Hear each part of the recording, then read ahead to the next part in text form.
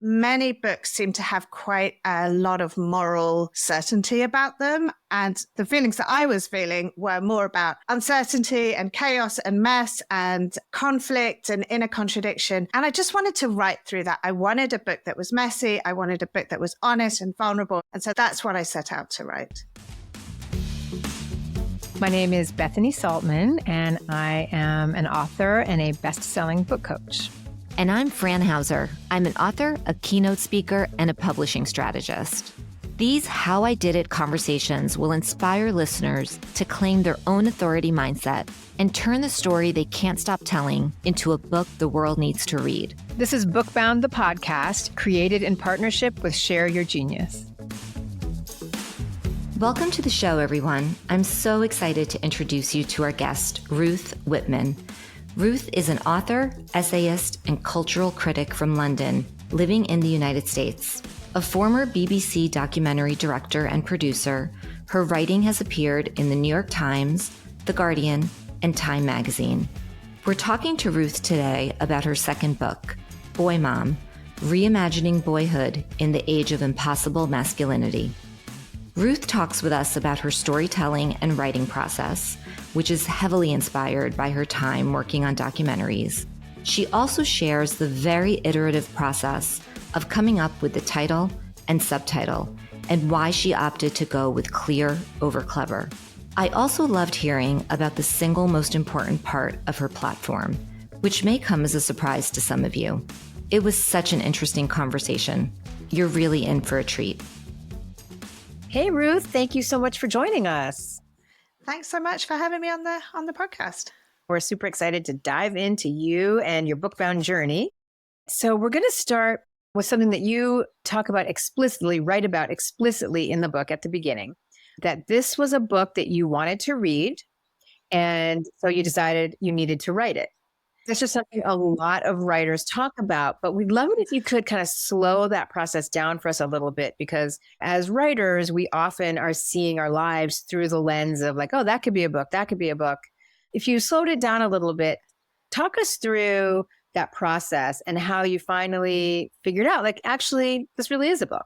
Yeah, so I think that came from a moment when I was about to give birth to my third boy, and it was right at the time that the Me Too movement was just going crazy online. We were about a year into the Trump presidency. So everything was like pussy grabbing, and it was school shooters, and it was incels, and it was Harvey Weinstein, and it was Me Too. And, here I am, like heavily pregnant, hormones going crazy. I'm about to be a mom to 3 boys. I had 2 already, and I hadn't really given it that much thought or examination, but there was this huge conversation about toxic masculinity. And meanwhile, in my own home, my own boys were going sort of slightly crazy and were physical and wild, and I just didn't know how to handle them. And I was thinking, what was available to me were parenting books, which tended to be quite, these sort of simple bullet pointed piece of advice, which would be like, do these 5 things and then your child will respond in the exact way that you are hoping, and this will happen. And that didn't seem to cut it for me. My kids just didn't do the thing that they were supposed to do that was in the book. And I didn't really want to write a parenting book. I'm not a parenting expert at all. So my sort of expertise, I guess, or if you can call it that, or my area of interest is more in the culture and in talking about gender and talking about feminism and talking about what's going on in the wider culture and bringing that into my home. And what I found was there just weren't any books that covered those pieces. So there were books about toxic masculinity, there were books about the sociological part of it and the cultural piece of it, but there was nothing that kind of tied it all together in the way that, like, there's this big conversation going out in the world. There's this sort of slight nightmare happening in my own home. Everything's bouncing off against each other. Nothing seems simple. I felt like many books seem to have quite a lot of moral certainty about them. And the feelings that I was feeling were more about uncertainty and chaos and mess and conflict and inner contradiction. And I just wanted to write through that. I wanted a book that was messy. I wanted a book that was honest and vulnerable. And this stuff isn't easy. The answers I'm getting are way oversimplified for what I need. And so that's what I set out to write. So did you start writing like right away, or did you pause and say, all right, I got to write the book proposal. I need to get the agent. I already had an agent. I have a previous book called America the Anxious, which came out in 2016. And I had a great agent, Steve Ross, who I love, and he's extremely supportive. So I emailed him and I said, I have this idea, I want to write about boys. I want to write about boys in this particularly fraught cultural moment that brings in both the personal and the political and the cultural and looks at all the ways that we're socializing boys and sort of brings together all the pieces. And he emailed back straight away and was like, yes, do it. I want this. And very generously, he was like, I want this story and I want it in your voice, which was lovely. I want to read it in your writing voice, which I think, he's incredibly supportive and a wonderful mentor. And it's such a lovely thing to hear. But it was like, he knows that I try and approach things with a mix of kind of humor and honesty and vulnerability and analysis. And he was like, yes, bring it all in. I want everything applied to this topic. So once I had the kind of go ahead from him, I didn't want to start writing a book that he was not going to like or not going to get behind. So once I had the go ahead from him, I started writing a proposal, which took a very long time and coincided with the pandemic and all of that, and coincided with me parenting 3 extremely challenging, very lovely, but extremely challenging boys through a very difficult time. So yeah, it took a long time.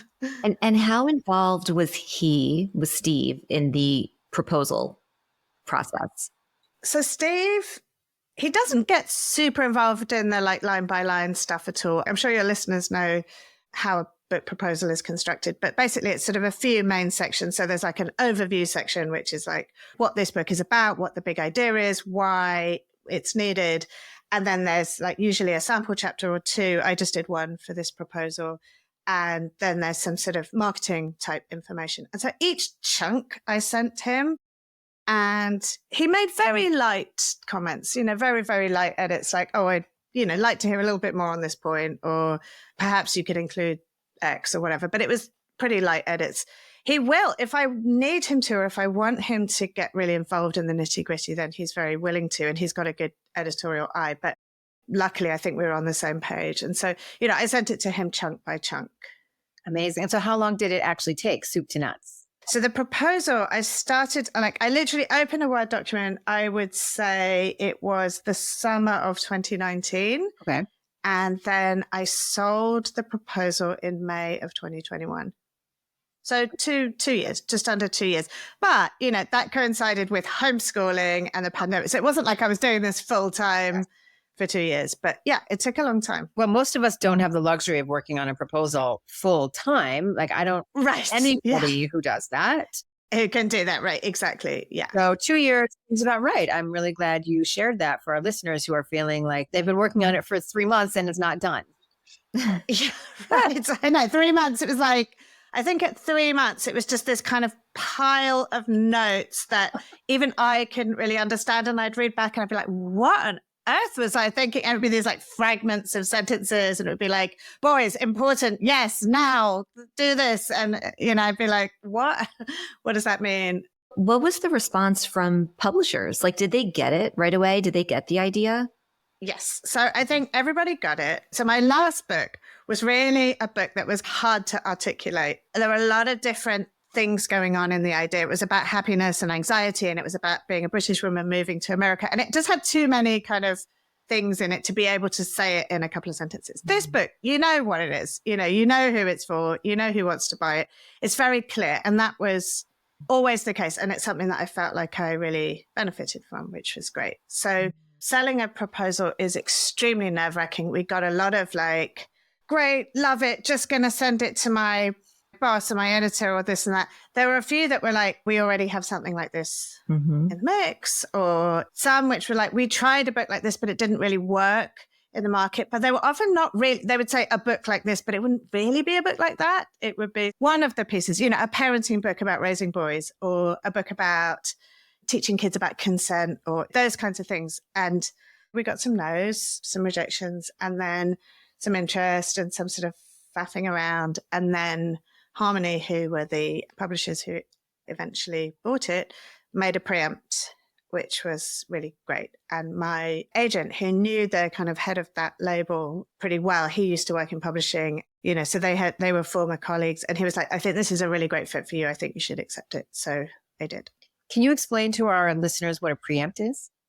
Yeah, so it is an offer that is the sort of maximum that publishing house are able to offer, and is, actually I say that, I don't know if that's even true, but what it is that they're offering more than they perhaps normally would to kind of secure it and take it off the market. So it's kind of this moment where you're like, early on in the process, they want to say, okay, we're prepared to give this much, it's our final offer, and then you don't offer it to anybody else at all. And, there are advantages and disadvantages to taking that. But in this case, it just seemed like I loved the editor. I loved the team. I thought their vision for it was great. Like, we had this really great meeting online, and there were still other people kind of considering it and who were like in the mix. And after, there were other people who came back and said, oh, we were going to make an offer. But, I'm so thrilled with the team that I have at Harmony. My editor, Michelle Enna-Clerico, is brilliant, and she's young, and I think sometimes that works really well because she has a boy herself, so she became pregnant with a boy during this whole process. So she was always invested and behind it, but then I think she became even more like personally invested. And just the whole team has the publicist has been great, the marketing team has been great, and I am very aware how lucky I am in that, and how that isn't always the case. Yeah, to have that true partnership, right? Bethany and I were saying before you hopped on how much we love the title. And so we'd love to hear your process around the title. And as a boy mom myself, this subtitle is one of the best subtitles I've ever seen in my whole entire life.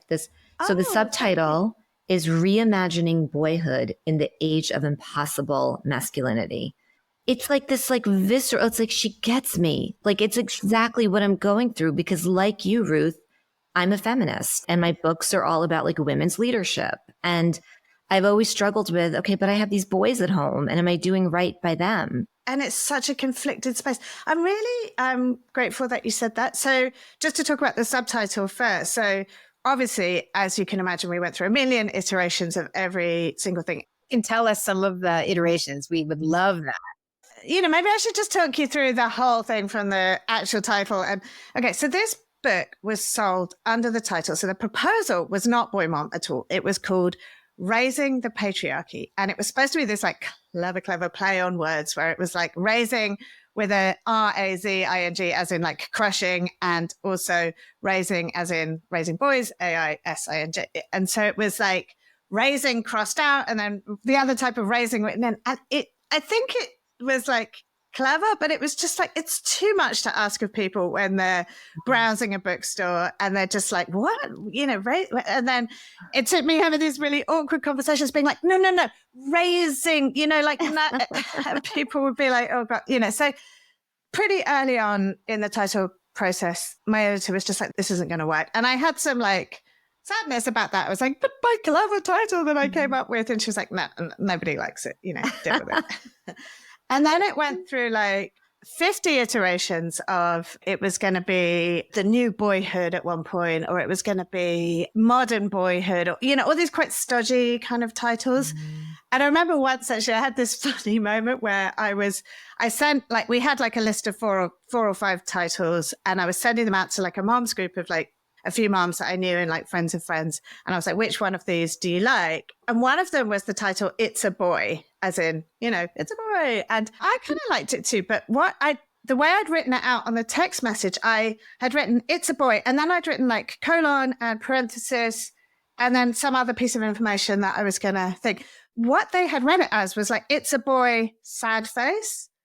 Do you know what I mean? They read the colon and parenthesis. It was just and I didn't realize it was that at all. So people thought that I was sending the title, It's a Boy, sad face. But what was really funny was that people were coming back and I love the sad face. It makes me feel so seen. I didn't want a boy. I want, and all this outpouring of gender disappointment on this text thread, which was not what I had expected to open up at all. And it really was just a typo. And I was it sort of made me realize that there was this sort of sadness and discomfort around boys that I was sort of tapping into. And we didn't go for that title. I don't think that would have been the right title. And so many people would really push back on that and be like, well, I was delighted to have a boy, or, and I don't want to feel like my child is disappointing or whatever. It was just this weird moment where people, to see sort of what I was tapping into.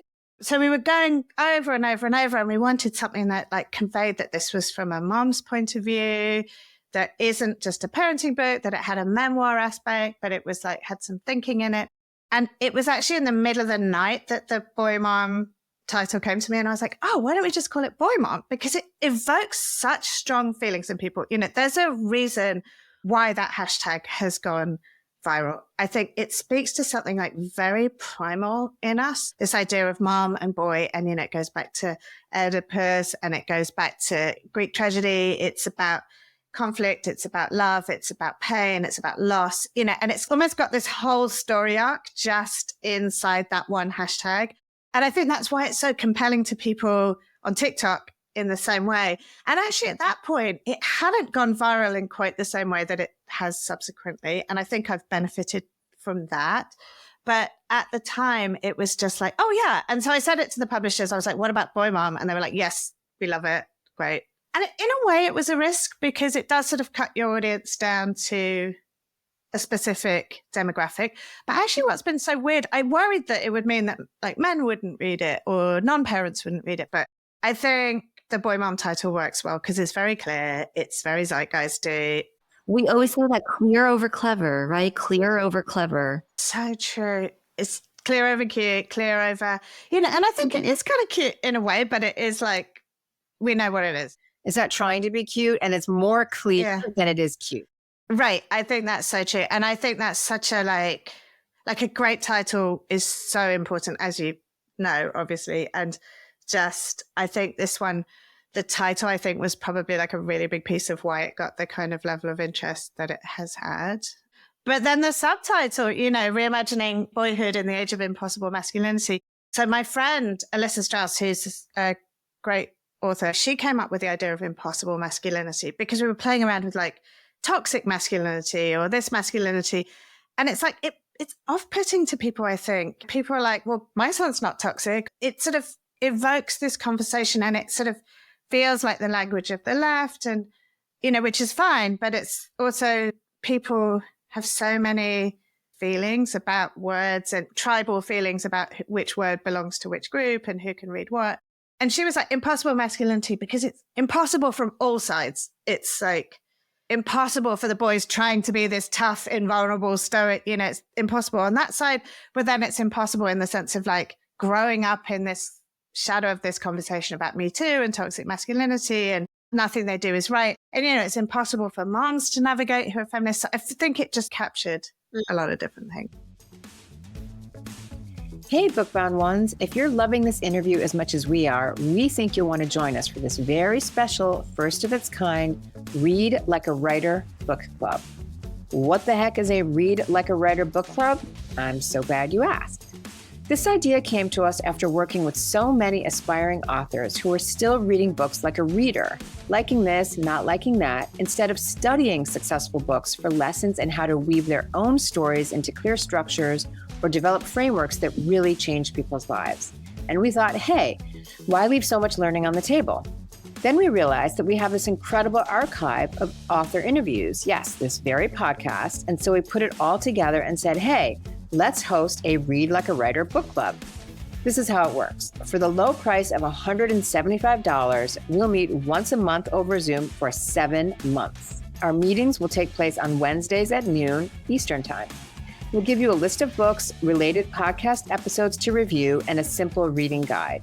We'll meet up and discuss together and in small groups. Fran and I are so excited to get started. We love reading, we love you guys, and we love studying books with other women. Sign up at bookboundpodcast.com/club. We can't wait to see you there. Yeah, the word impossible is, we were just talking before you got on, what we call a power word. Yeah. And funnily enough, in the UK version, they went with toxic. They said they called it Raising Boys in the Age of Toxic Masculinity. And I don't know why they did that actually, but people have noted it. And so, I didn't have a huge amount of say over it, but I do prefer the American title. Wow. So many questions. So one of the things that's coming up for me, well, I have two questions. First, I want to talk about your ideal reader. And I also want to ask you about the balance of the memoir and the research and all that in the book. But you just mentioned that someone was going to charge you $10,000 to come up with your ideal reader after the book was written. Yes. So after it was written, but before it was marketed, actually, that service would have been really helpful for my last book. Actually, it's like, who is this book for and how are you going to find them? And like imagining, and I think it would have been helpful to me to do that before it was written and after it was written. This one, it's pretty clear who your main market is. Yeah. So we talk about finding your muse when you're writing a book. Mm-hmm. Who is the one person whose life will change after reading this book? I think it's one of those questions which it's like great to have it in your mind and you don't want it to like control you either. Totally. Do you know what I mean? Absolutely. So, sort of like you want to know who this book is for and write it for a purpose and make it clear. And so it doesn't just become for everybody or nobody, but also, yeah, you don't want that person like sitting in your head and like judging you. And you know what I mean? You want to be able to have the freedom. But I think the ideal reader for Boy Mom, and there have actually been many different kinds of readers, but I think the reader I was imagining was a person similar to me, who is a feminist, who's sort of probably from the kind of progressive left broadly, is conflicted about what it means to raise a boy in this moment, who's sort of maybe defensive about her own boys and doesn't want to label them as harmful or toxic or whatever, but also wants to do better, but sort of wants to unpack all the culture. And I think you're probably somebody who's interested in feminism generally and how this fits in, how the piece about boyhood fits into that program rather than feels excluded from it. And I think a lot of women I know are like, we're feminists. We want to be, we don't want to feel like we're working against the feminist project by raising our boys or by sympathizing with our boys or advocating for boys, And so I think it's speaking to those kinds of people. But what I've been really surprised is that how many men have really loved this book. And not just fathers, but like people who are like, this is speaking about my childhood. This is speaking about all these things that I feel that I didn't get as a kid. I feel very heard and seen by that, which has been great. And, also people who aren't parents who just are interested in like, what is going on with this generation of young boys? Well, I have to tell you, after I read the book, because I'm totally your primary, I'm your muse, Ruth, for sure. Like I checked. I wish I'd known. It would have been such a delight having you sitting in my head for this process. Oh my gosh, Ruth, I wish we had met earlier. But as soon as I finished the book, I texted my husband and I said, you need to read this book. And it's very rare that I make nonfiction recommendations to him. I'm making fiction recommendations all the time. But there is definitely a secondary market for you with men, for sure. He's going to love this book. Oh, that's so lovely to hear. I really appreciate that. And also, my own husband, I think he felt like quite alone with a lot of this stuff as well. And maybe in a way that wasn't quite as articulated as many women feel it or are able to express it or have the vocabulary to talk about it. But I think he was like, read it and we talked about it. And obviously he's lived through it with me. And I think he was like, oh yes, I wish I had known some of this stuff and I wish I had a vocabulary to describe it. And so I think he found it validating. So that was my first inkling that men might, want to read it, which is lovely. Well, yeah, I mean, the title is Boy Mom. It's not just for moms of boys. It's for boys who have a mom. Right. That's a good point. Yeah. So in terms of, another thing I was thinking when you were talking about the muse that you were imagining, I was thinking it's also a woman who works with her anxiety or, discomfort through learning, right? Which is not every woman. That's true. Right. Yes. Because I think for me, that's very much me. I feel like knowledge is safety. Like the more I can know, the better I feel and the more it kind of calms my anxiety. Sometimes it spins off too far and then I know too much and it makes me more anxious. But in general, I think that was how I grew up and that was the values of our family that, the more you know, the better, and so. The more in control you feel. That's it. It's exactly that. Yeah. Control and sort of safety. And just, I think there was just this feeling of like, I'm at sea with all this. I don't know what to do. I don't know how to think. I don't know how to describe this problem. And I think I wanted these guardrails on it for myself. So I sort of assumed that other people would want them. And I sort of was finding that line between being too prescriptive. That's sort of the big topic, like how prescriptive Some women want more prescriptions, others want to understand the science. Yeah. And I think publishers, there's this sort of self-helpification of every genre, which makes sense because it's like, it's harder to sell a book that is just a cultural analysis of something. And they're like, well, where's your tips section? Where's your advice? And I feel very grateful to my editors for not making it too much like that. I think maybe a different publisher would have been more like, you have to put in your 10 tips and tricks. And there is advice in there, and that is a way of seeing it. But I tried to keep it very much like the advice part of it. I tried to keep it as more like general principles rather than say this, say that, because I think, you're trying to work within the actual authentic relationship you have with your actual child, who I don't know, and is a human being, and you're a human being. And so it's more about sort of naming the problem, finding the vocabulary to describe it, and correcting for it rather than like very specific advice. That's great. That's great. I'd love to hear about your writing process. We always talk about there's planners and there's pantsers and right? And so are you more of a planner? Like, do you outline everything and say, okay, this week I'm going to work on this story or this research or this chapter? How do you approach it? So I think I'm probably a bit of both, actually. So I usually go chapter by chapter, but I went in a completely nonsensical order. The first chapter I wrote was chapter 9, and then I wrote 4, and that, it was just all over the place.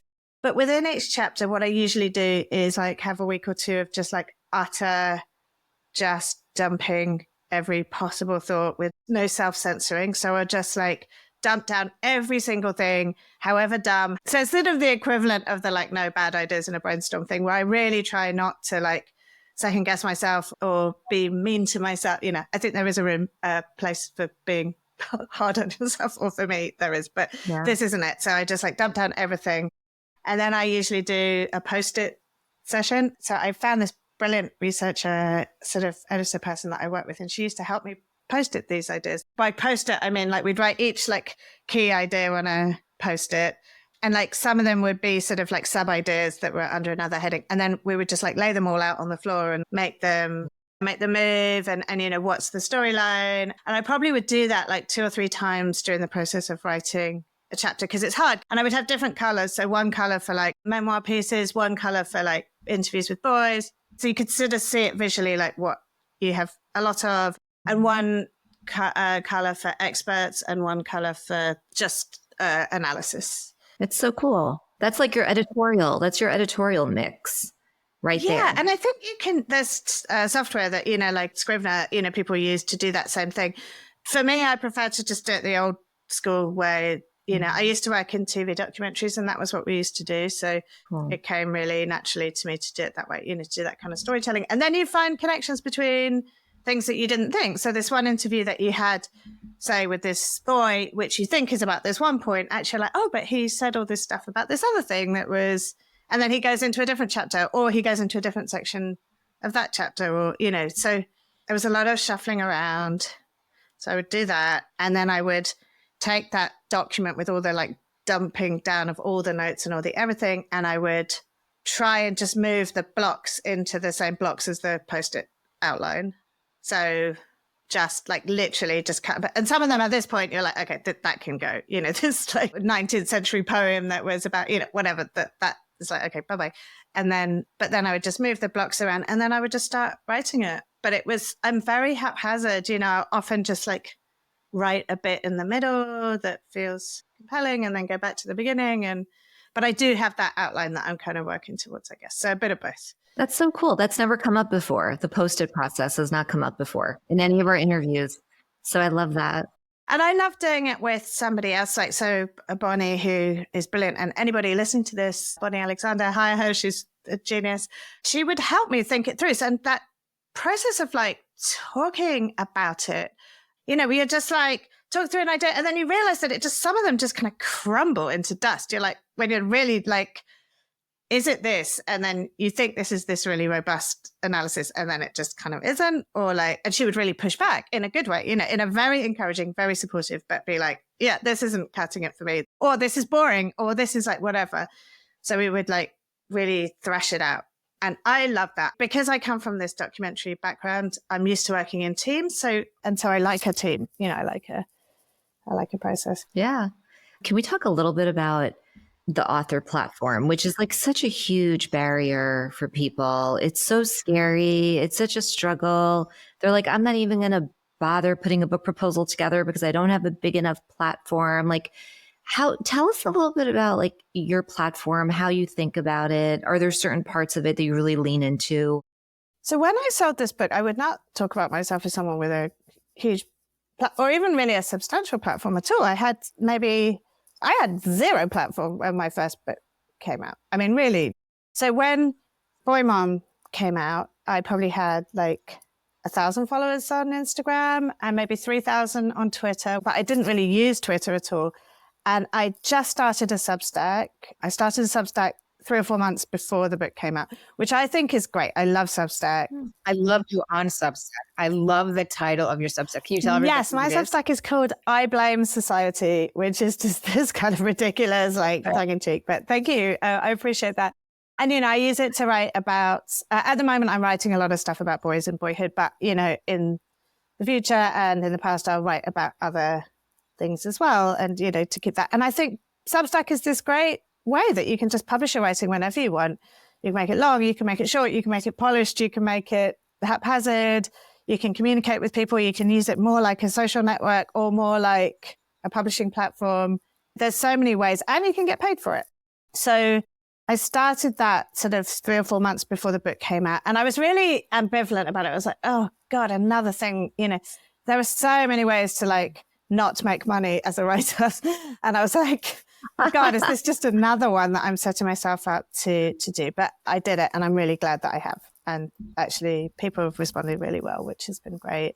It's validating and fun. And it's a good way to share these ideas along the way. And actually in a way, I wish that I'd been doing it all along, all through this whole process. We hear that a lot. Yeah. That a lot. That people, they start doing something and then they wish they'd done it all along. But yeah, you might not have had the time and space to do other That's things, true. Yeah. So. And there's only so much you can do. And also I think there is a way in which you can let your ideas become stale after a while. So if you're publishing them, there is a way that you can send out too much and then people are like, well, I've heard this all before. But yeah, I think I love hearing examples of people who sold books when they didn't have a platform or who had a terrible failure and then a great success. I think all writers like this, because we've all been all of those things, I think, well, maybe not the great success part, but they're like, I feel like we've all been in these moments of just like anonymity or failure or rejection or whatever. And so it's really great to hear. And I feel like every single writer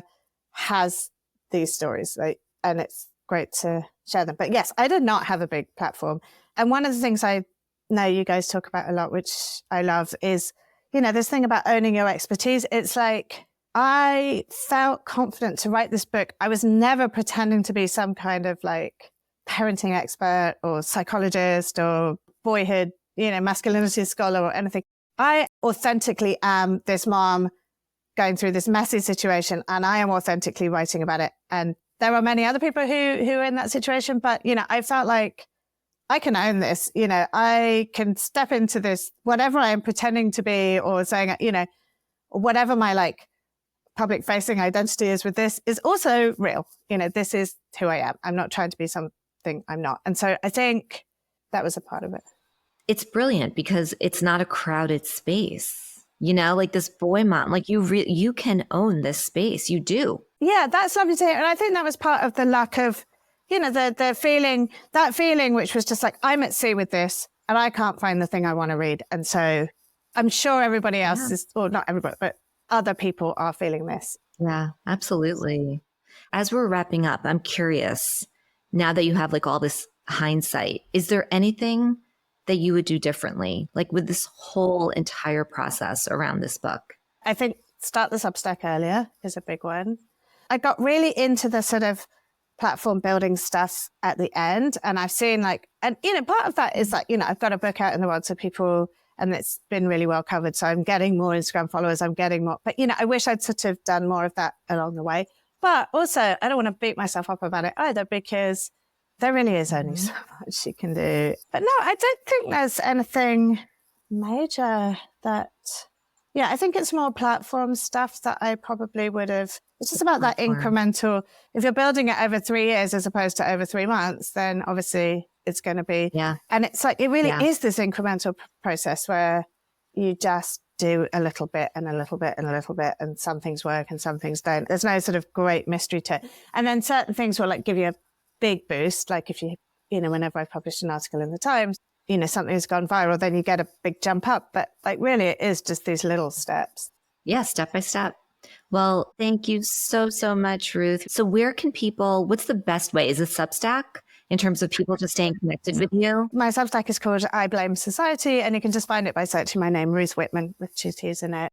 The book is A Boy Mom, Reimagining Boyhood and the Age of Impossible Masculinity. So you can buy that wherever you buy your books. And you can also go to my website, which is ruthwhipman.com. So it's got all my social media.